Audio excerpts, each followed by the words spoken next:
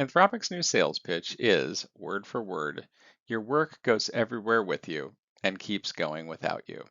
And 2 days after that newest sales pitch, OpenAI launched ChatGPT Work, which is an agent that runs for hours and comes back with finished spreadsheets and decks and reports, basically the new wave of agentic. And the press coverage called it AI that does whole jobs.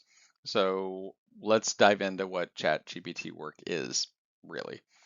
So the launch ran hot enough that users torched their usage limits in a matter of hours. OpenAI reset those limits twice in a single day, and the engineering lead behind it posted, "We didn't get everything quite right," about 24 hours into ChatGPT Work being launched. Simon Willison, who reviews AI tools for a living, says he's so confused by ChatGPT versus Codex versus Work versus Claude Code versus Claude Cowork. I am also confused, Simon. Microsoft shipped their own Copilot Cowork and did their own version in that same stretch. And then they have all those different versions of Copilot. And I think all we're doing right now is just sticking the word work in terms of something after who's ever producing it. It's because every lab is selling you the same promise. It is time to stop chatting with your AI and start handing it the entire job you want it to do. So all the blank work products kind of do the same thing, whether it's ChatGPT Work, Claude Cowork, there are different levels, but they mostly do your busy work, which is why you'd buy it, because busy work sucks. Anthropic's product's been out a lot longer, and they publish what people actually do with their agent. Across roughly 1.2 million sessions, the top use, about a third of everything, was reconciling spreadsheets, building checklists, and drafting reports.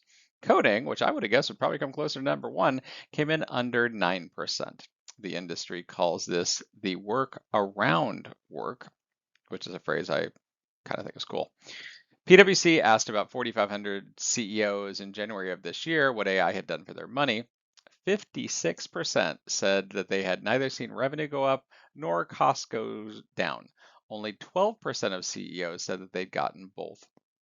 I ran Interrel for 20 plus years. I sat through hundreds of enterprise software demos.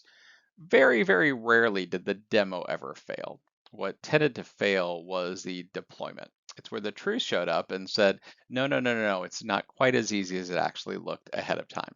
But to be clear, the technology is genuinely something. I use it every day.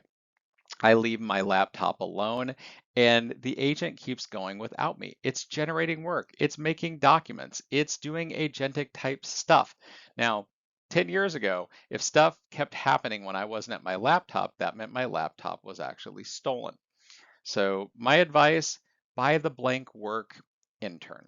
You'll get an agent that'll reconcile your spreadsheets at 6 o'clock in the morning and it doesn't complain. PwC does run that survey every January.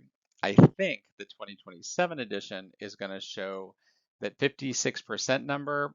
I think it's going to barely move because companies right now are buying the vision, but they're skipping the boring part of how do I aim it at real work as opposed to the work around work. But at least we get that busy work off of our tables. So what's the first chore at your company that you're going to hand now to the blank work product? If you found this quick and helpful, please subscribe. But until next time, keep asking good questions.